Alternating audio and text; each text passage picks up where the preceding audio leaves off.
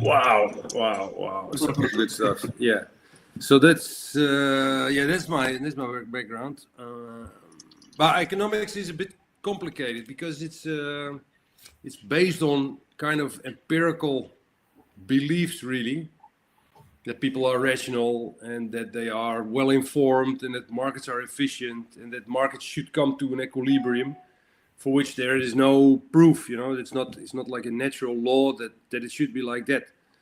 But it's all assumptions that, and people are utility driven, which is also not really, there's no proof of that ever happening. So, but it's at the very basis of economics. And so all the math, because it's a very mathematical science, all the math is built on those assumptions. But if the roots are, I don't think it's very strong.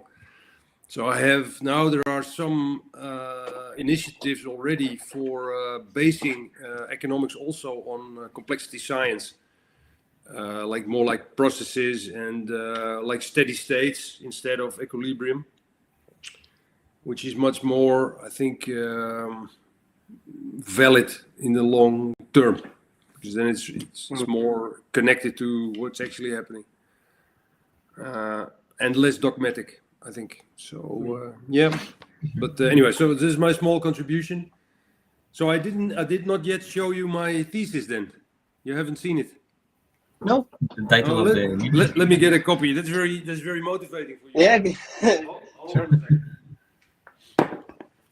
a second. Nice people, Dirk. Yes.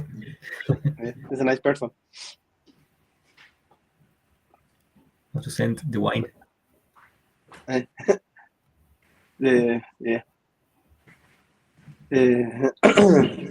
Okay, here we go. The frame is beautiful. The picture. Can you see it? The film as an energetic phenomenon. Is it visible? Exploration. Yeah. Yes. And your thesis is a book? Yes. It's beautiful. Yeah, and VUB. Wow, beautiful. Yeah, nice. All the theses are books or just the? No, well, it's usually kind of a sort of, it's not a hardcover, but it's like this normally. But I took some because this is made by an artist and it's a work of art and it's called Order and Chaos. And the artist didn't have a clue about chaos theory or whatever. So, but I just found it. I typed it and looked at images on Google, and then I found this artist. And so I called her and said, "Can I use your work?" She said, "Yeah, that's fine." I said, "Are you interested in complexity science?" She said, "I haven't a clue what it is. I just draw this." And so it was fun anyway. So this is like the theory, it's light and stylized, and it's really. And so the harsh reality of commercial companies is like this. You know that one? That's Japan? Yeah, it's the Shibuya crossing, or they say the Shibuya scramble in Tokyo. So now it looks like this a little bit. Yeah. So after a couple of years of very hard work, guys, this is what you get, okay? It's a lot of work. And everybody says, well done. And they put it in a drawer somewhere. And yeah, so the tradition is that nobody ever refers to it again. You can't, if you write an article, it's very rare that somebody refers to a PhD thesis. It's at some point it's you do a lot of research and then they say it's not finished, but it's abandoned. Everybody says, okay, this is as far as it goes. Let's leave it at it. Can I buy the book in somewhere? Yeah. Well, I can get, because I think no. Well, it's not in a. I've changed it to become a book, so that's readable, because now it's PhD thesis language, which is not very accessible to everybody. But I'd like to inform everybody about these ideas. So I made it into a book, but that's still a draft. So, but I'll if Gabriel is here, I'll give him a copy. Okay. Because Thank you. I think Gabriel is here next month. I think in July. Gabriel or Thomas? I'm Thomas, I think. And Thomas maybe also. Yeah. I don't know how long they will be here, but. He told us that there will be a conference there in Brussels. In Brussels, I don't know. I know there's a floor. There is this is meeting. a conference. Let me see. The CLEA is the center. Mm-hmm. CLEA Brussels. Let me see. The one that Thomas is organizing. Yes. I want to see the page. Yesterday, Thomas showed us the conference. Mm-hmm. Upcoming CLEA seminar, limit objects, no. School of Thinking. It's a secret seminar. I don't think so. Do you have it, Juan? The page of the conference. Yeah.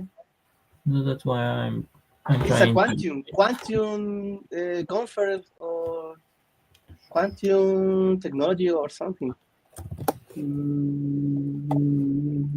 No, I can't find it. I'll ask him. So it's a quantum technology or something conference. Quantum theory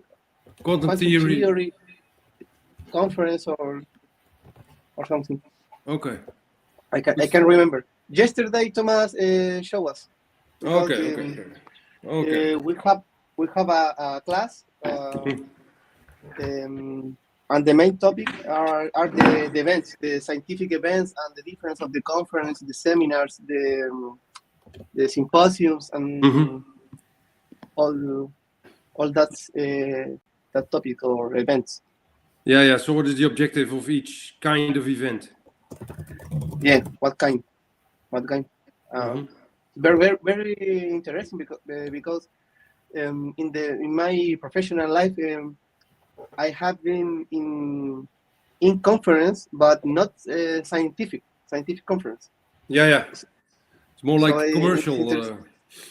It's like a commercial, it's a business, like where they had been business meetings and presentations, but a lot of case studies. Mm-hmm.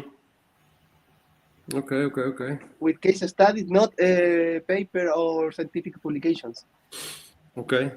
So case studies with industry and some with innovation department or something. Okay, that's cool. Yeah. So you will remember that one of the two objectives of this training is, first of all, to speak English effectively, so that you can manage on these events without being fluent in English, because hardly anybody ever is fluent, apart from the British, of course, and some Americans. But to be effective. So that's one element. And the other objective really was to improve or to hone your skills in debating. So to make this feedback. You remember? And so we started with the 1-minute presentations and to give feedback to that. And so, and another element of that, which is I think relevant in this discussion, is the estafette. And I think we did that once for a little bit. Estafette is like, it's to give the word to somebody else. So one of us makes a statement, and then the next one doesn't confront it. So he doesn't say, no, I don't agree, or so he doesn't assess it. But instead he says, or she says, yes, and I would like to add to that. And then you make your statements. Or, yes, I like, so your sentence starts with yes and now you can continue to to argue for that statements of your predecessor, or you can make the space a little bit bigger and say it also counts for such and so. And that is very useful in these scientific events, because the whole objective, first of all, is for people to remember you, so to expand your network, even from people, including people that are not in your discipline. But so that's why we practice the 1 minute presentation. So you have a very snappy and quick way, and people have some little hooks to remember you by. So the next time at another event, or they read your article and they remember you, and your main areas of interest of expertise. And the other thing is that the objective of such meetings is to generate ideas. It's not just to throw your ideas at somebody else, but then for them to use it as a springboard to develop new ideas and to combine them with what they already know. And in a perfect world, in a very good situation, they from the group emerge new ideas that were not there in any of the contributing parts. You see.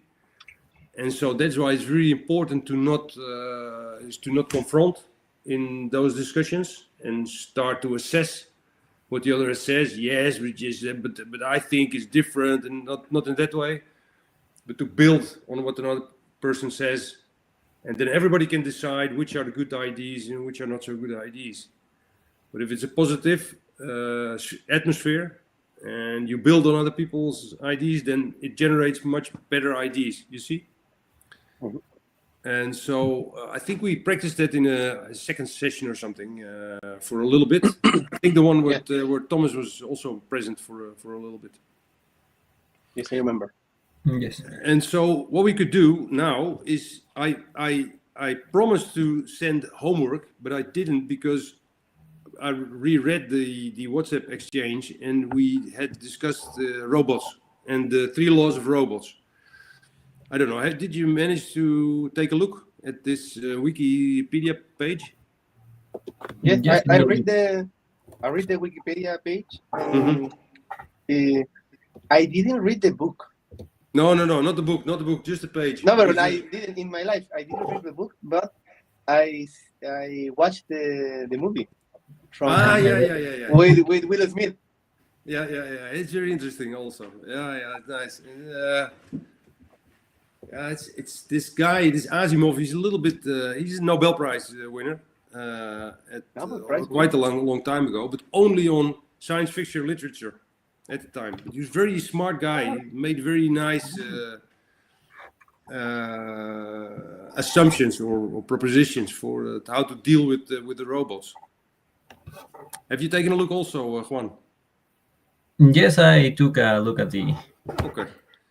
So what we could do now is to try to sort of discuss these laws in this way of what I call the estafette way.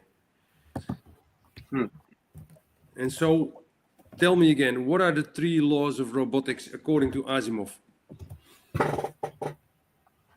The one law is the robot cannot damage a human. Okay. I can read it if you like, or I can send it to you. Yeah. Or copy it in the thing, in the chat. First law. Let me send it in the chat. Okay. What we can do is to replace the robot with AI.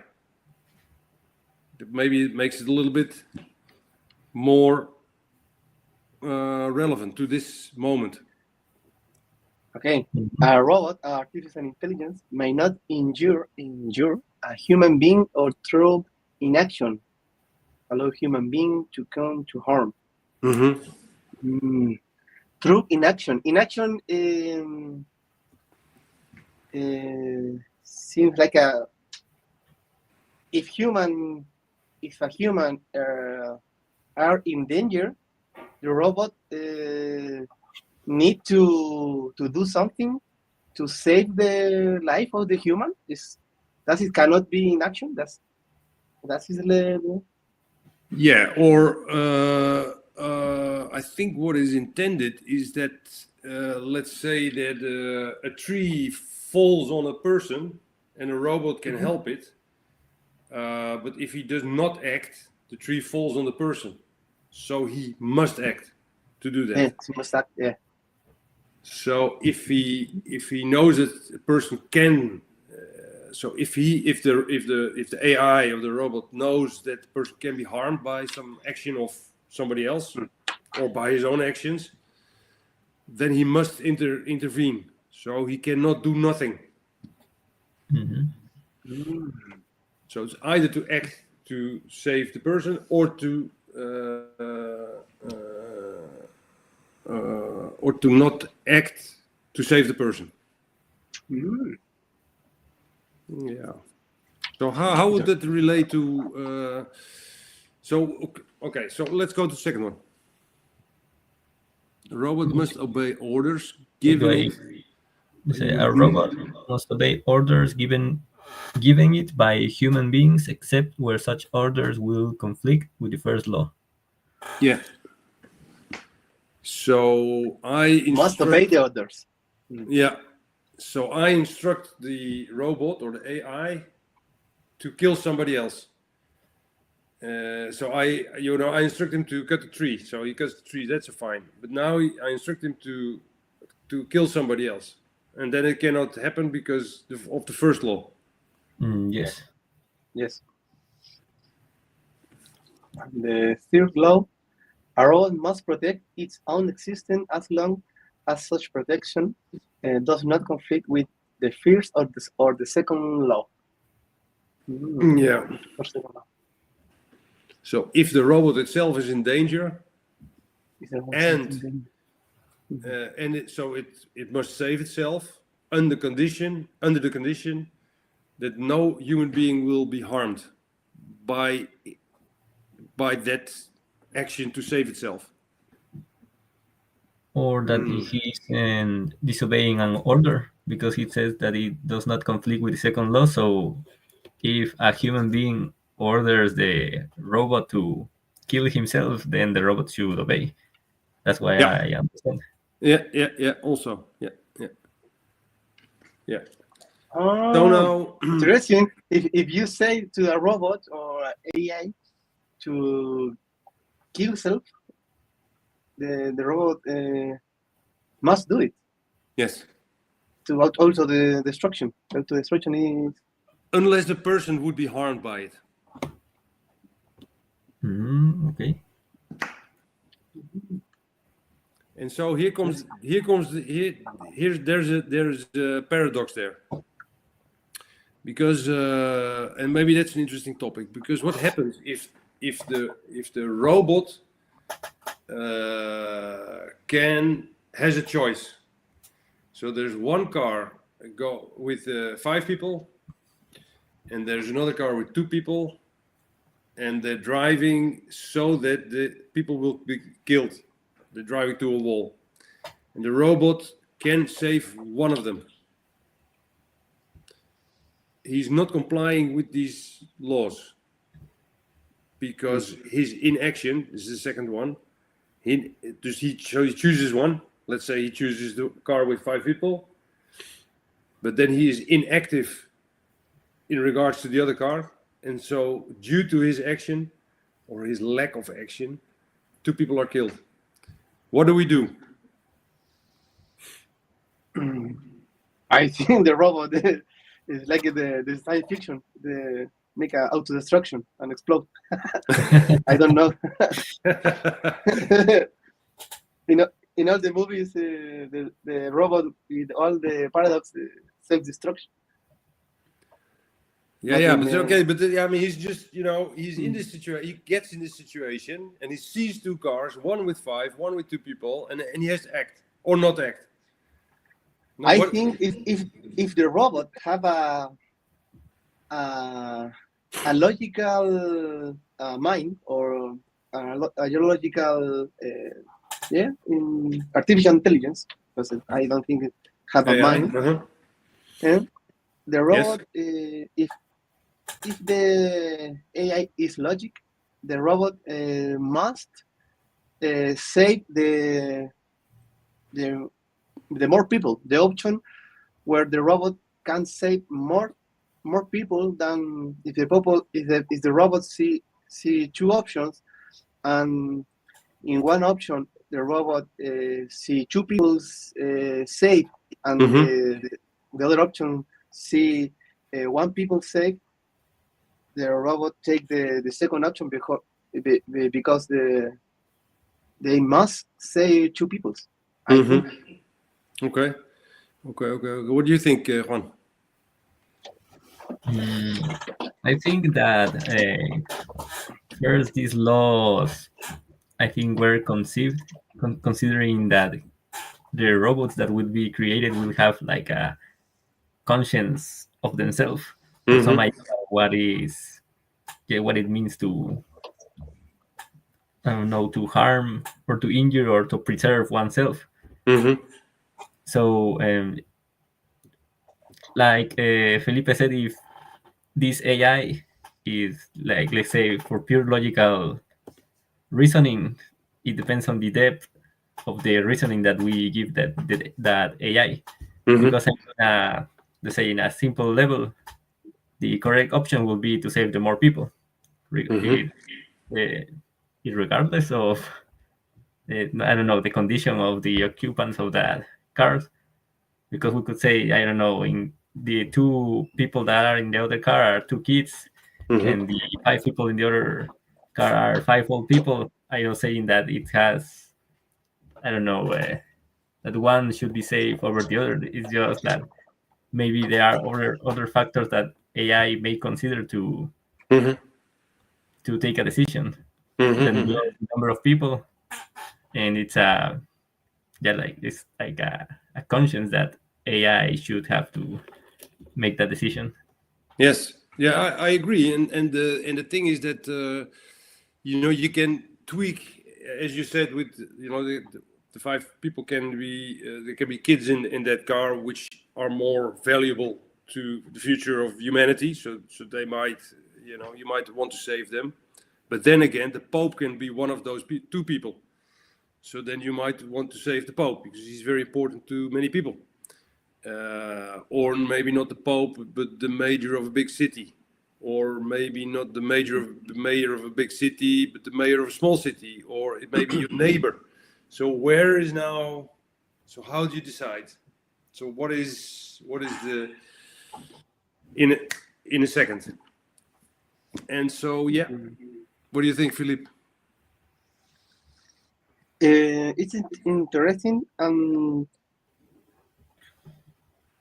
It's like we are well, we are in meetings when we debate about what we Juan and me are listeners because we are PhD students, but in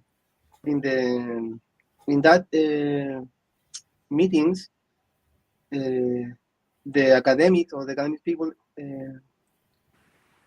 talk about how the artificial intelligence have values in some of the mind or the intelligence. How do you describe the concept of intelligence, and how do you describe the concept of values? And I think this is not a new topic, and it is the same topic of the three laws of the robotics, because the robots enter into a paradox when they have this kind of decisions. If one option is save a family or save one or two children, and the second option is save 10 people with no children, so the robot need to make a fast decision, and it must be integrated if the robot have a value topic or a value variable. I think, I don't know if the robot have a variable who, when you have this option, you need to take the option where is more children in danger or something. I don't know. We need to make these variables inside the robot to make the consciences and the values to the AI. I think. I think that's great. What do you think, Juan? Yes, I agree that that's a part that we should put into AI when considering these things such as values, which I think it reminded me of a time I heard a video of some people discussing these things about, well, in this case was Christian values. In this respect was like the Ten Commandments.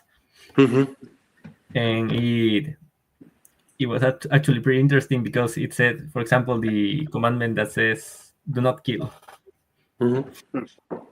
And they said that the original meaning of the Hebrew is that there is a difference between killing and murdering. Like that's legitimate killing and illegitimate killing. That's kind of a distinction. Now the idea is how you make that distinction precisely, because you could say that I'm killing for self-defense, but you have to be pretty specific about what is self-defense, and that you're not just taking, how do you say, you're just using that as an excuse to kill other people and use it for your own interest. I agree, and so I think there is a bridge to responsibility. So I believe that if a person or anybody really is conscious, then you can look at yourself and your actions. You can self-observe, so to speak, and then somebody else can come to you and ask, why did you take that decision? And then you can explain. In the one car were children. I think they're very important. So I had the equal opportunity. It's either one or the other car. I chose the children because I think they're more important. And so then it can be evaluated. You can be held accountable, and you can be evaluated against that and against the law maybe. And so for all that to happen, such an AI would need a conscience as well, and so it would have to assess itself and explain itself to itself, but also to people querying it. Say, why did you do that? Why did you take that decision? And that complicates things a whole lot. Because, Yes. So, what do you think of that, Philippe? I agree. It's very complicated, and because with the consciousness of the machine is not developed yet. We don't have a machine who have a consciousness, and it's interesting. And I think I have thinking about what Juan says about the religion, the Christian values, and I think there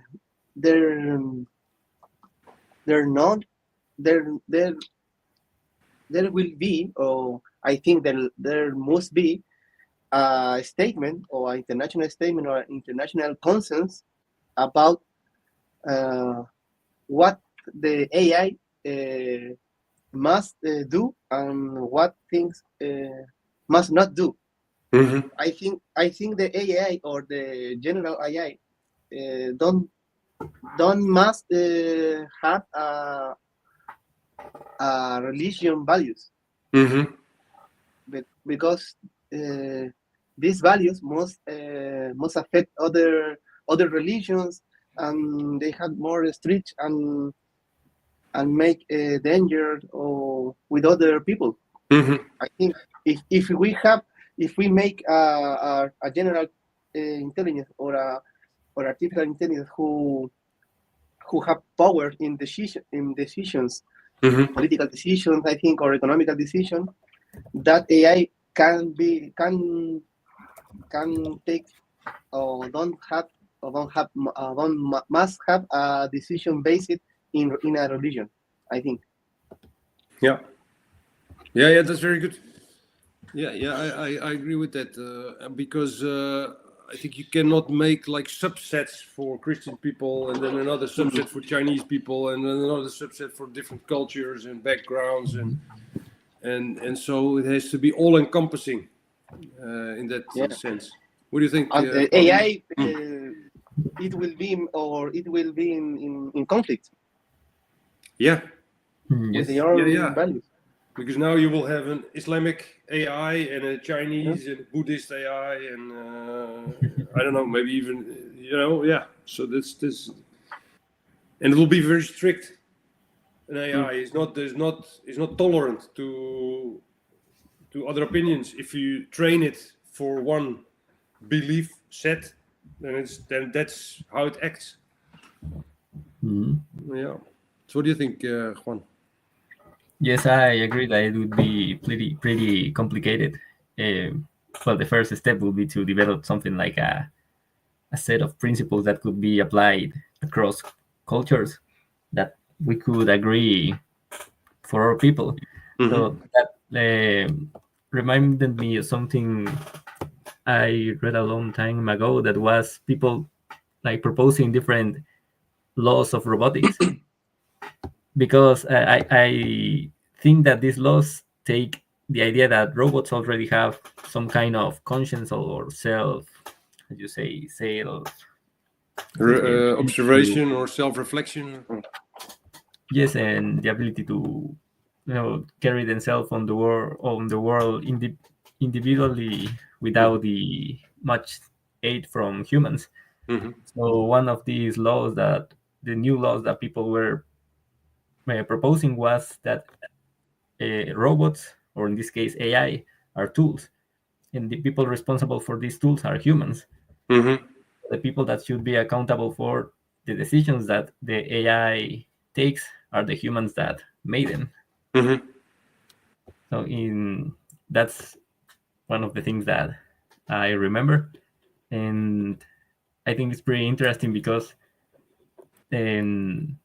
let's say you have an AI that has Christian values, and they say it proposes some things that which we in this considering these new laws we shouldn't like make the AI responsible for whatever the decisions it makes, but the people that actually program it to make those decisions. And that would be the case for other AIs with different kinds of values. Yes. Yeah. Yeah. I agree. I agree with that. And what would it take for an AI to be accountable?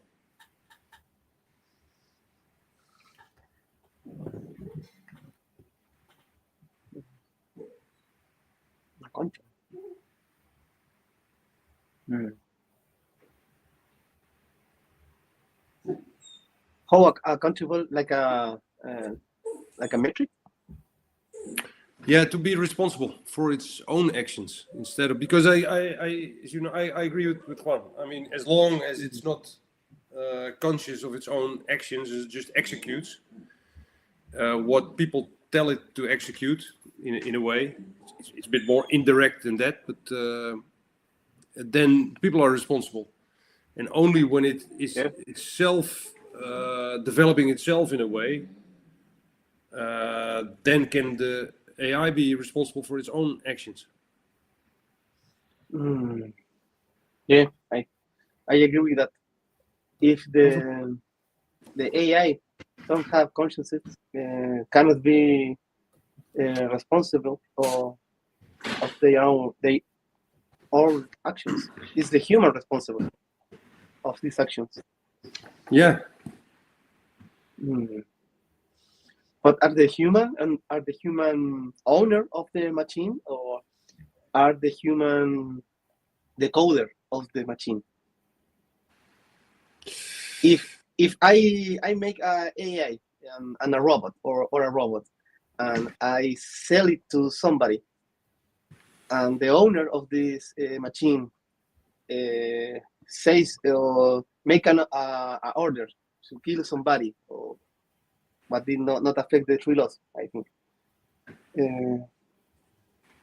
Who is the responsible? The coder or the owner? Yeah, that's.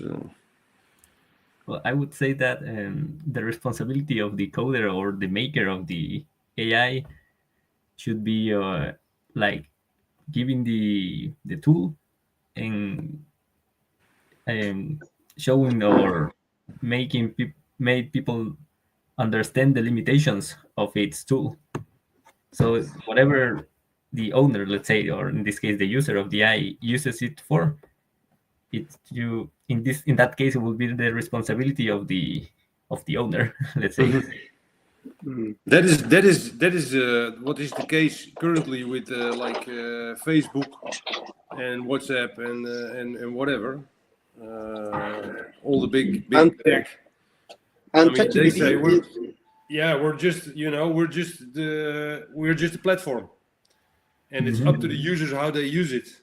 And so that could be the same for AI. I mean, we're offering a platform, we're feeding it, we're training it with all these texts or images or whatever, all the data sets, and then it's up to you what you do with it.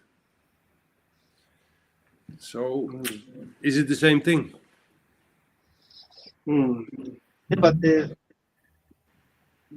I think now we are only see the benefits of the AI, the ChatGPT in Apple, ChatGPT in Microsoft, ChatGPT in all in all places, in everywhere. But maybe one person start to use ChatGPT for bad reasons, or for bad things. I think if I use ChatGPT to make a publication and to make a paper, I think, and that paper is publicated, or a book is publicated, and then that research is used to another make another publication of and that affect to kill somebody or to make a disaster. Who is the responsible? ChatGPT, the researcher, the second researcher, the owner. I think that is a thing that we don't see now, because only this is so new. We only see the benefits, but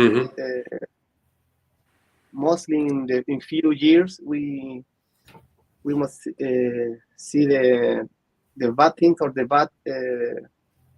bad things about the AI. Yeah, but now, what if you also? Yeah, so I agree. But what if you also gave it all the law books and the bylaws and so all the legal documentation and all the, how is it called? If a judge makes an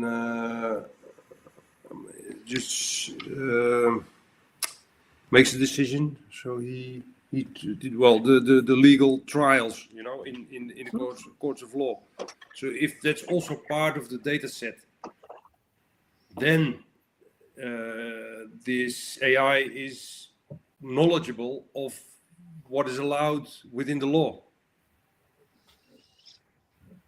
Yeah, but there are some things that are in law, but are not necessarily good things. The human being flew into the law things, in the legal and the legal, and the human, mostly the business, are in the middle of this area.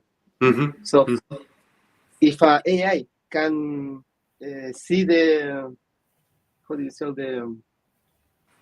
the topic we are in law, but in the limit of the no law, the legal thing,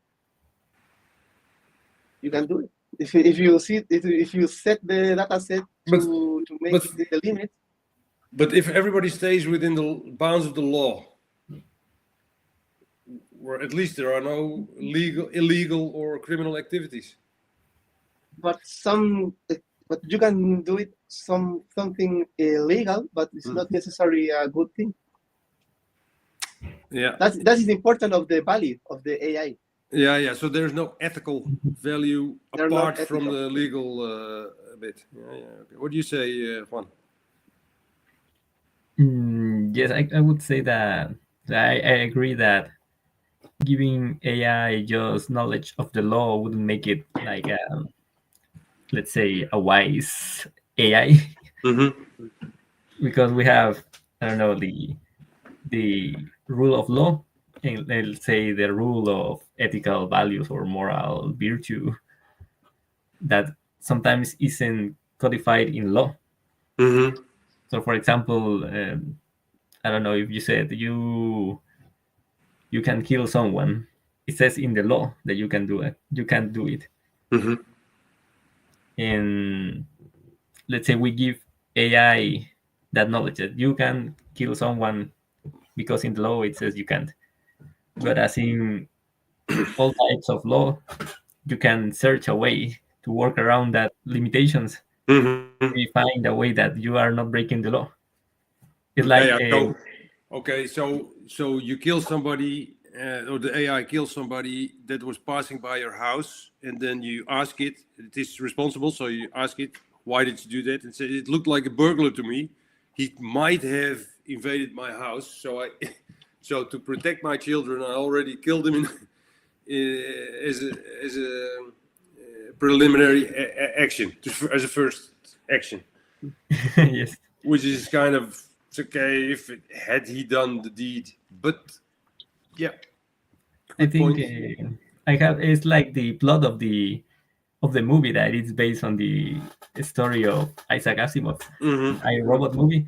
It says that the robot, the AI that it's controlling all the other robots, it's not breaking the laws of robotics, but it is expanding upon them, because it says the most harmful things to humans are other humans. So the AI takes control of everything so that humans are not harmed by themselves. To protect people against themselves. Yes. Yeah. That's the whole point. Yeah. True. Yeah. It's okay. So is it possible at all to make? Okay. So what we need then is ethical, or moral rules, apart from the legal thing. We needed to, sort of intuitively understand what is done, so what you can do and what you cannot do. Yeah. Yes, I think we need like this moral law, but the thing about this, like I said, about the values is that maybe we can't apply them universally for all conditions, because sometimes there might be situation in which we have to be flexible about our values. Like, for example, you can't steal. It's like, yeah, you can't, but maybe in some situation, like they say, there's some Robin Hood that steals from the rich and gives them to the poor. Yeah, it's acceptable. Maybe we would consider that acceptable, and it's like, I don't know. I like that story from the Bible that it's when people were going to stone that woman who was the adulterous woman, I think. And it's like, okay, you're going to judge her, but you are not perfect to be judging her. Yeah. So who is without fault throws the first stone. Yeah. Yes. Yeah. So who are you to judge? Yeah. So, but would you guys believe then that it's not doable? It cannot be done, because if we feed it all these texts of our essays and of our novels and of our legal system and the actual how the legal system is practiced, so in the courts of law, I mean, there's a lot of talk about that. I mean, if you feed it like chess games and you tell the AI to stay in the game, that's all it has to do, then it will, after a whole lot of mistakes, by which it's expelled from the game every time again. So it loses, sort of, because it wins if it stays in. Then after a while, it will come back with the rules of the game. I mean, it will not make them explicit unless you ask. You start from a random set. So you learn it, you give it all these things, and then you start with nothing. And then it starts to develop its own kind of strategy. And then in the end, based on all these data sets of previous chess matches, it will come up with the rules of chess. They will be implicitized in its network. And so cannot the same thing also be done for us as a society? If you feed it everything, it will come up with not only the legal rules, but also the moral. How we write about it and how we express ourselves should be implicit in those data sets. Maybe AI will be able to do that. It would be pretty interesting to see if it can derive the or implicit moral values from everything we do and we produce. Mm-hmm. Yeah, that would also a little bit be scary, because nothing new. It doesn't produce anything new. It's only it regurgitates and tells us what we've told them already. So, what do you think, Philippe? I agree with that, and I think the future might be scary if we think that but I think we are just a few years that we have we have artificial intelligence in politics. I think there are a few years. Mm-hmm. The decision, the policy will be made via AI. If you threw away in your car with a red light, you can be you have a ticket, and this will be all electronics, and with AI have you a ticket to your house. Mm-hmm. I think we are a few years of that. So if we don't see the value of the artificial intelligence or this, we don't discuss these things, it could be a scary future. Yeah, because we're sort of caught up by it. So people in power, they will start following the advice of the AI, and then because the AI will be act as same as a religion, and I think the law is not straight. Is interpretative too. Yeah, I agree. When if you I think if you are in your car and you are some 100 kilometers in the street that 16 kilometers, the cops will be stop you and give you a ticket. But before that, the cop are talking with you, are asking you questions. Why are you in your car? You're so fast. You have an emergency or something. Mm-hmm. And if you say, no, I have an emergency, my wife is in danger or something, we have an accident, maybe the cops agree with that and have you in peace, I think. Mm-hmm. But not the AI. No, it will be rigorous. Yeah.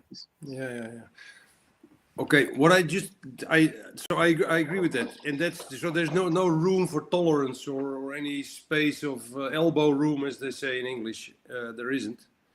But if it's indeed like a very strict religion, I would defend the argument that religion is itself alive, and it's autopoietic, because I believe you're not very religious, yeah, you guys, or are you quite religious? No, No, not very much. What is a little bit religious? not me. No, okay. No, it's not. I don't want to offend anybody, but I think that in the existence of a religion, its main objective is to maintain itself, and so the people and the practitioners and the clergy, so the church organization is very important to support that. But I think the most important thing is for itself to thrive. So in that sense, if that happened with AI, it was really very scary. Because if it starts to maintain itself, it starts to invent things and change itself so as to expand its power. That would be exciting. or scary, whatever. Depends on which side of power you are. Guys, listen, I have the other group waiting. I think it's very interesting discussion. Let's agree that we continue along these lines next week, if that's okay with you. Yeah, okay. And I have a question, because I think we are, with the three of us, more or less. I'm not sure about Javier and Paula. They may not be coming. Do you know anything about them? I don't know. No, they haven't told us anything. No. Okay, so and they haven't told me anything also. So maybe so I was considering, because the other group is after this one, is also normally it's three people. It's Gabriel and Colette and Fabricio. Fabricio, you don't know. Colette, you don't know. One option would be to combine two groups. But it's an hour from now. Is that doable for you guys in time? I'm agree, but we have other session now with AI and values with Thomas and maybe Francis you will be there too. Yeah, no, I can't, because I have the other one after this. But okay. So I should let you go also. So we'll continue as we go now. Okay. I like these sessions. Maybe if you send us a publication or a paper to discuss the next session. Okay, that's good. I'll do that. Yeah, if you have suggestions for papers, also send them, and then at the start of the meeting we'll decide which one we discuss. Okay. Okay. Thank you. Nice. Great discussion, guys. Cheers. Okay. It was fun. Cheers. Ciao. Thank you. Bye bye. See you later. Ciao. See you later.